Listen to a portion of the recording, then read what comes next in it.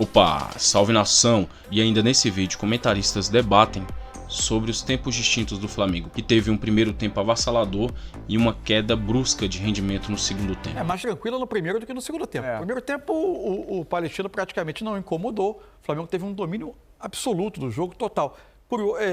O segundo tempo, não. O segundo tempo, o Flamengo começa a ter...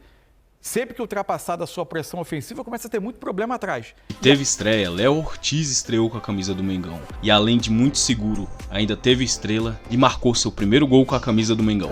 Mansur, o Léo Ortiz foi uma atuação bastante segura, né? Muito tranquilo e ainda foi achar um gol lá no segundo tempo numa cobrança de escanteio.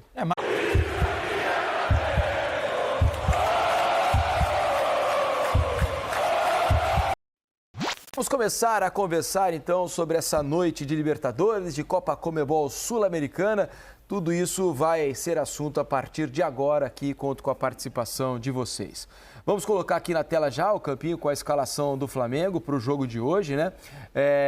O Tite voltando com o Luiz Araújo, por exemplo, né? na ponta esquerda, De La Cruz voltando, o time considerado titular com a novidade, né? Léo Ortiz fazendo a sua estreia na zaga. Léo Ortiz e Léo Pereira. Hoje o Fabrício Bruno ficou de fora. Foi uma atuação, para começar por trás, Mansur, o Léo Ortiz foi uma atuação bastante segura, né? Muito tranquilo e ainda foi achar um gol lá no segundo tempo numa cobrança de escanteio. É mais tranquilo no primeiro do que no segundo tempo. No primeiro tempo, o Palestino praticamente não incomodou. O Flamengo teve um domínio absoluto do jogo, total. O segundo tempo, não. O segundo tempo, o Flamengo começa a ter... Sempre que ultrapassada a sua pressão ofensiva, começa a ter muito problema atrás. E aí ele jogou mais exposto. Conseguiu se sair bem, mas jogou muito mais exposto do que no primeiro tempo. Mas mais um problema mais coletivo do que individual. Muito né? mais coletivo. É quase uma falta de, assim, não sei se é pesada, falta de interesse, sabe? Aquele desinteresse do jogo, porque é um jogo tão fácil de Às dominar. vezes falta uma certa concentração nesses jogos que aparentemente o adversário não te incomoda nem um pouquinho, né? Aí você acaba dando brecha, mesmo que seja o Palestino, com todo respeito, você vê que eles chegam lá, eles tentam finalizar, enfim. Não sei, tem um aspecto, né? Não sei se faz diferença a partir de dado momento do segundo tempo. Os 11 jogos que o Palestino tem no ano contra os 19 para 20 agora que o Flamengo tem em 2024. O calendário brasileiro não ajuda nenhum dos times também. Eu não sei se fisicamente o Flamengo também sentiu o jogo de alguma maneira. O Flamengo veio das duas finais do Carioca, não foram jogos tão exigentes, mas jogaram os titulares. O Flamengo teve a viagem para a Colômbia, a maioria dos titulares esteve em campo. O fato é que a queda foi muito brusca, né? Foi muito brusca. Dava para dizer, no intervalo do jogo, que a gente assistia a um dos bons momentos do Flamengo na temporada. Recuperava a bola com rapidez, o time fluía de uma maneira muito natural com a bola. Cebolinha inspiradíssimo. O lado esquerdo funcionando muito bem com o Cebolinha e o Ayrton atacando um corredor mais por dentro. Por ali ele teve uma chance numa batida, num lance que o Cebolinha abre, atrai o lateral, o Arrascaeta faz uma diagonal, vai no fundo, dá atrás e o Ayrton Lucas chuta. Numa outra ele recebe do Cebolinha por dentro e sai o gol, sai o lance do gol do Pedro. O Pedro muito bem jogando, embora o Pedro tenha tido algumas finalizações que poderiam ter terminado em gol e não tenham entrado, participando muito bem da dinâmica de ataque. Tudo corria brilhantemente como nos melhores planos do Tite no primeiro tempo. No segundo, desapareceu praticamente todo o senso de controle do jogo, né? Tanto que o Palestino, que finalizou 10 vezes na partida, finalizou 9 na segunda etapa. É uma mudança de estatística do jogo. Algumas com perigo, né? Algumas com perigo. O Rossi até fez defesa. Fez defesa que não via acontecendo nos últimos jogos, né? E aí... É um Flamengo que defende, que continua com números defensivos excelentes, se a gente for fazer média de gols sofridos por jogo. É assombroso. Agora, o Flamengo hoje teve dificuldade em bola aérea, com frequência, quando o Palestino teve mais volume de jogo, permitiu finalizações de dentro da área, teve mais dificuldade para defender perto da sua área quando foi exigido. Acho que o segundo tempo fica... para uma reflexão. Não é algo programado. Às vezes tem gente, torcedor, que fala assim, o cara colocou o time mais atrás ou não. E é um negócio que às vezes está com os atletas, chega ali na hora de entrar para o intervalo, vamos deixar cair aquela coisa.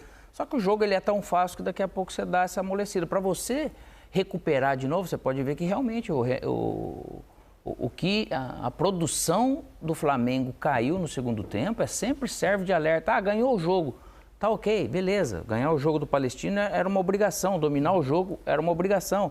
Mas lógico que poderia, com as 20 finalizações que eles tiveram, ter realmente mais eficiência e ainda ter construído um jogo de uma maneira bem melhor. Esse time do Flamengo só depende do interesse dele próprio para poder realmente conseguir os resultados, pelo talento e coisa que tem. As dinâmicas do lado esquerdo estão melhor do que do lado direito.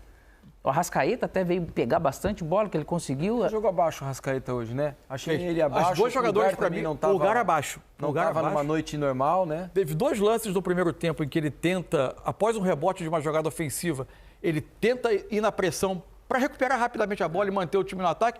Ele errou 2 vezes esse bote. Verdade. Uma delas surgiu o único contra-ataque perigoso do Palestino no primeiro tempo. Ele não estava com o tempo da jogada, parecia tão ajustado. Acabou tomando cartão. Uma tem jogada sido comum também, né, Mansur? Isso. Ele tem tomado cartão quase que todo jogo. Toma né? cartão com frequência. Enfim, e aí, especialmente no segundo tempo, quando você tem 2 jogadores do meio do Flamengo que são tão importantes, com uma atuação abaixo também, o time foi perdendo um pouco do controle do jogo. Agora, a qualidade técnica também está sempre aí, né? E aí uma coisa interessante que aconteceu no segundo tempo foi a entrada do Lohan, né? Sim. Primeira vez, o Tite lançando esse jogador pela primeira vez, são 17 anos, e é um jogador que o Tite veio observando e que dentro do Flamengo é visto como um possível, já que você não tem uma característica de um jogador mais rodado com essa especificidade, vem sendo visto como, eventualmente, em alguns momentos, amadurecendo ao longo da temporada, a ideia de quando você, por exemplo, precisar substituir o Arrascaeta, que seja o Lohan. Foi no lugar do Arrascaeta que ele entrou hoje. O Lohan já vem sendo falado, muito bem falado na base, com clubes europeus olhando, que ele desperta isso, tanto que ele bate o escanteio e acaba saindo o gol, você percebe um pouco de luz ali, né? E o Flamengo, daí nesse sentido, quando troca os jogadores, entra esse, que daí você entra querendo e vendo que o jogo tá meio morno, eles acabam colocando fogo, mas mesmo com 17 anos, com um elenco tão estrelar assim... Ele tinha tido 2 jogos na temporada, os 2 com a equipe que iniciou o estadual, enquanto a equipe principal estava fazendo a preparação nos Estados Unidos. Só que na volta, observando no dia a dia, ele foi chamando muita atenção da comissão técnica do Flamengo. E tem uma coisa interessante também. Foi a terceira vez, o gol do escanteio, ele, aliás, pega a bola e vai bater o escanteio, que resulta no gol do Léo Ortiz. É uma cobrança baixa no primeiro pau, que o Flamengo tinha feito 2 vezes no jogo contra o Nova Iguaçu na final do Carioca.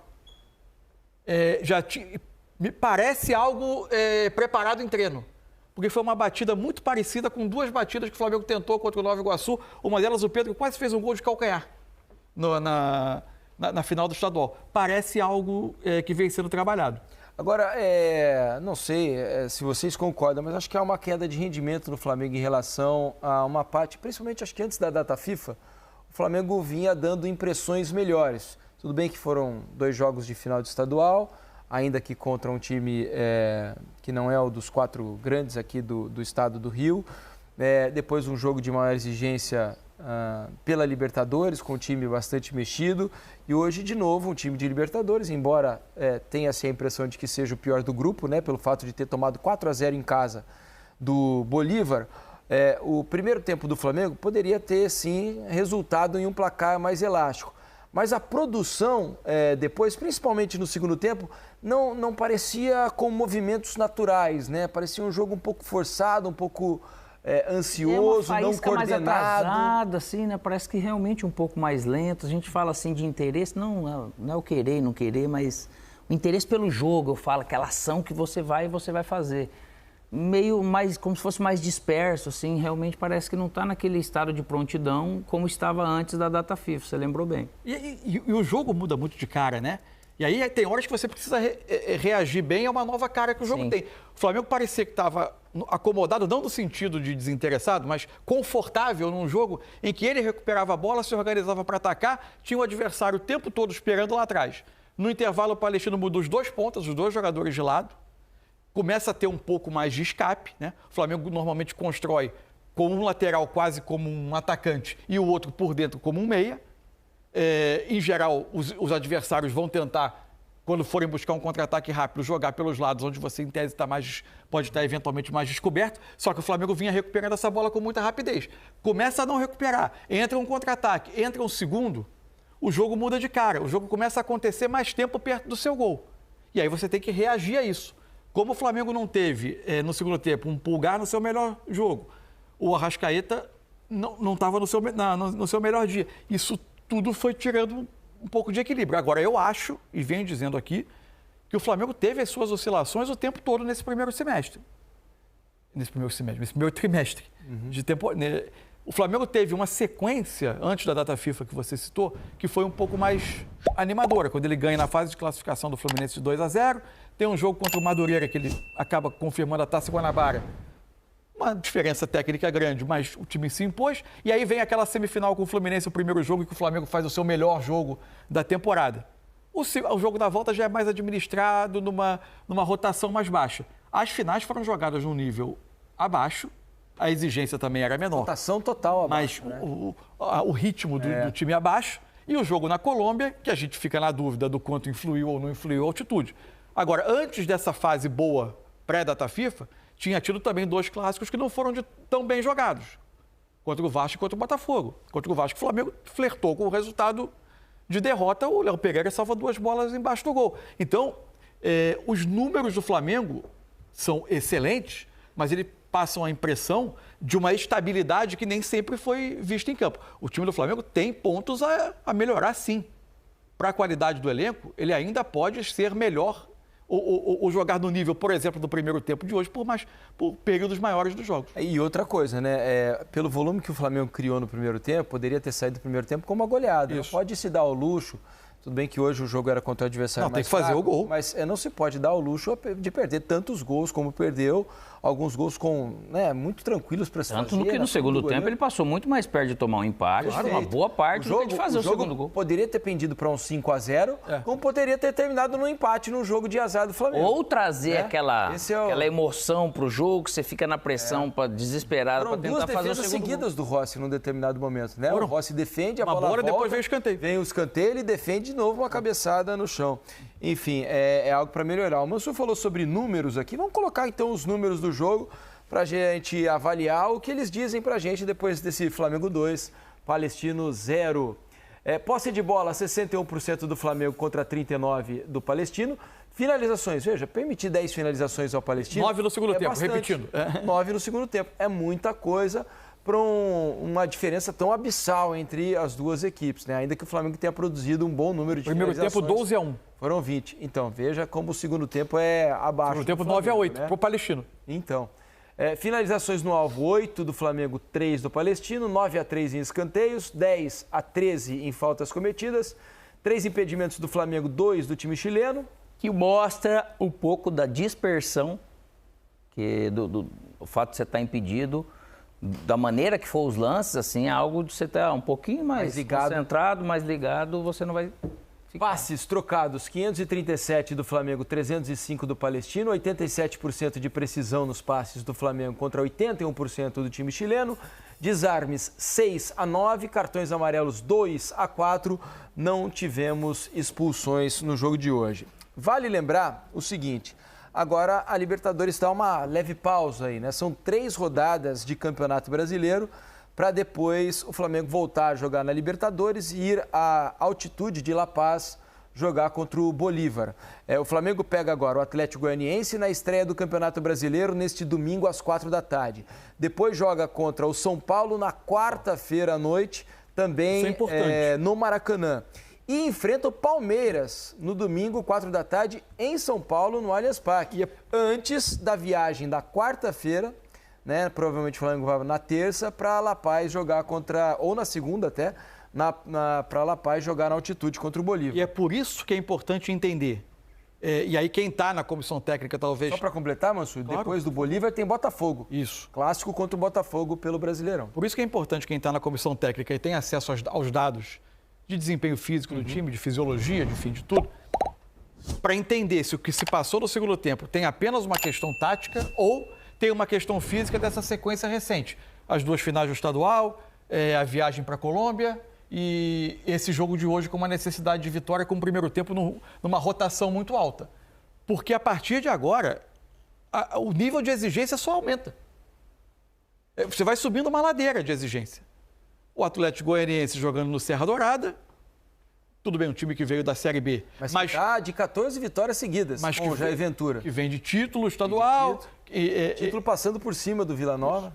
Depois você tem São Paulo, você tem Palmeiras e a cada 3 dias. Antes de voltar à Libertadores. Que se não começa naturalmente bem, você traz uma carga de pressão. Claro, e ainda mais num Flamengo que, para pensar em Campeonato Brasileiro, insisto no tema, vai precisar pontuar muito nas 9 primeiras rodadas antes da saída dos jogadores da Copa América. Porque aí você vai ter um elenco muito mais escasso para trabalhar. O que poderia trazer algo fisicamente, se a gente for aqui imaginar, que a gente não tem ideia, se tivesse realmente tido uma carga nesses 10 dias de data FIFA, visando muito mais o futuro do que propriamente esses jogos agora, que eu não acredito pela capacidade deles e pela pré-temporada que o Flamengo fez, Mansur, né, Felipe? Eles tiveram realmente esse tempo, então tem todo o controle, tanto que a gente falou, poxa vida, o Flamengo está jogando de uma maneira muito mais homogênea fisicamente, só que isso caiu realmente. Pode ser pelo momento, pelos adversários, mas eu não acredito que um desgaste físico possa ser explicação, a não ser que tivesse tido uma carga realmente grande lá e você tivesse tendo que pagar um pouco o preço aqui, que eu não acredito. Porque, como o Mansur bem ressaltou, os jogos contra o Nova Iguaçu foram quase em ritmo de treino ali. Depois que fez 3-0 no primeiro jogo, é possível controlar um pouco mais o desgaste. Esses últimos 4 jogos, Alex, foi tudo... Mesmo estando em campo, né? Foi tudo... Lógico que totalmente, mas você percebe que às vezes não é por cansaço, é realmente pelo adversário e é você que coloca esse ritmo, esse limite, vamos dizer, né?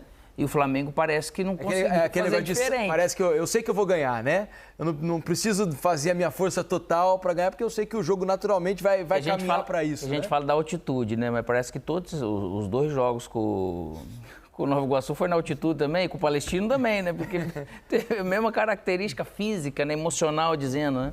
A classificação do grupo está aqui, né? O Flamengo tem 4 pontos, o Bolívar 3. Bolívar e Milionários ainda vão jogar nessa rodada, né? Então tem um jogo a menos, o Milionários tem 1, o Palestino 2 jogos, nenhuma vitória, um 4-0 e agora um 2-0 contra nos seus primeiros jogos do Campeonato da Libertadores. O que projetar para esse início de Brasileiro? Porque é uma tabela difícil para o Flamengo, né? Se a gente for pensar nesses adversários, largar bem é importante, mas não é fácil pelos jogos que tem, né? Atlético fora, São Paulo no Maracanã e Palmeiras fora. Isso. Uma largada difícil. Uma largada difícil. Agora, só uma informação aqui que o Eric Faria acabou de me mandar, que o Flamengo vai ficar em Santa Cruz de la Sierra para o jogo lá de La Paz. Vai pouco antes do jogo. Vai um pouco antes do jogo apenas. Normalmente é o protocolo para La Paz. O Fábio Maceridian costuma adotar. Isso. Ele defende que quando é uma altitude mais baixa como Quito, vale a pena você treinar. Em cima da hora do jogo, né? Quando é Quito, até 2.800, vale a pena você... La Paz que é mais alto. Como o dano ao corpo, dano físico da permanência é bem menor, o ganho com o treino técnico no local, para você se acostumar com a velocidade da bola, com a parte técnica do jogo, compensa. Uhum.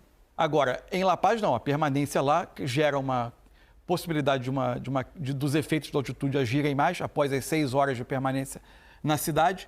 E aí o recomendável é você jogar o jogo antes de completar essas 6 horas de permanência, que você, em tese, pode reduzir o problema. Alex, quando você jogava, quando você pegava a tabela do Campeonato Brasileiro, você preferia começar com 3 jogos teoricamente mais acessíveis ou já começar na pedreira assim com um jogo fora de casa contra o Atlético Goianiense e depois 2 clássicos aí contra São Paulo e Palmeiras? Pergunta assim difícil. Lógico que a gente falando de, teoricamente, adversários mais fracos para você começar melhor, teoricamente, ele tem um lado bom, mas tem um risco também alto, porque se não acontece a vitória, ou se você ganha meio que uma obrigação, então você não vai se basear naquilo, por isso que a gente sempre fala sobre questão de rendimento, produtividade. Mas o fato de você começar com adversários assim diretos para aqueles que a gente acredita que vão, lógico, o Atlético Goianiense a gente hoje não imagina que ele vai chegar lá no alto da tabela no final do campeonato. Mas ao mesmo tempo, começo de campeonato ele tem essa dificuldade, Felipe, mas é bom que você já comece em alerta. É isso aí, vamos aguardar então esse final de semana de estreia para as equipes da Série A no Campeonato Brasileiro. Daqui a pouco eu leio as opiniões de vocês aqui na hashtag Troca de Passes. Por exemplo, o André Davi, nesse Flamengo do Tite, está faltando o que o Flamengo do JJ tinha de sobra: objetividade e apetite. O primeiro tempo me pareceu um time muito... pressionava muito, recuperava a bola os gols não saíram, rapidamente. Mas o primeiro tempo foi bom. E as combinações acontecendo. Por vezes eu acho que teve até muito volume e em dada passagem do jogo faltou, embora o Flamengo tenha finalizado 12 vezes no primeiro tempo, às vezes faltou uma combinação que gerasse o último passe para uma finalização muito mais clara, né? Uma chance mais clara de gol. Mas depois elas começaram a aproveitar, aparecer ainda que em cruzamento. Essa combinação eu acho que faltou mais, porque o Arrascaeta, eu acho que não tem problema dele vir ajudar em algum momento, vir aqui nesse início. Só que o De La Cruz, ele jogando mais sem bola, nessa função do Arrascaeta, ele pode fazer movimento, não ficar esperando. O De La Cruz também jogou abaixo hoje, né? Porque ele pegou menos na bola, né? Mas a capacidade dele de... Como ele melhora a pressão do Flamengo, né? Sim. Porque ele tá com a capacidade dele de correr... menos, talvez menos do que em outros jogos. Ele tem capacidade para fazer mais, né? Só que ele fez, no primeiro tempo, pelo menos 2 retomadas de bola quando o Palestino tentava sair, que chamou a atenção. Ele tem essa capacidade. O Flamengo melhora muito com ele a pressão. Tem uma outra questão. Existe um questionamento que é compreensível do Luiz Araújo. Agora, é outro jogador que recupera muita bola e que participa muito desse trabalho defensivo. O Flamengo, com o Bruno Henrique, pode ganhar outras coisas, presença de área, uma outra característica de ponta que ataca muito a área, que tem estatura para uma disputa aérea. Agora, ele faz menos esse trabalho que o Luiz Araújo faz. E o Flamengo tem 2 jogadores no centro do ataque, né? O Arrascaeta e o Pedro, que não são jogadores que vão passar 90 minutos mordendo e recuperando bola o tempo todo. O Flamengo precisa que outros jogadores compensem esse trabalho. Não é uma decisão simples, né? Sobre você trocar um por outro. É isso aí.